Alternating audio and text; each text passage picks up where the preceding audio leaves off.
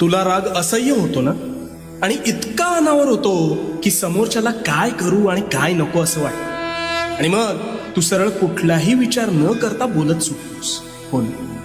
पण हा राग म्हणजे तू स्वतःच स्वतःभोवती लावलेली आग आहे, हे तुला ठाऊक आहे का?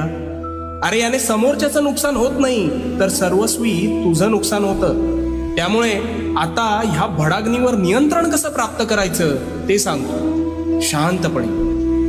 तू रागात असतोस त्यावेळी तू सर्वात अविचारी असतोस, म्हणून तू त्या आवेशात हवं नको ते बोलतोस, आणि बोललेला शब्द हा कधीच परत घेता येत नाही.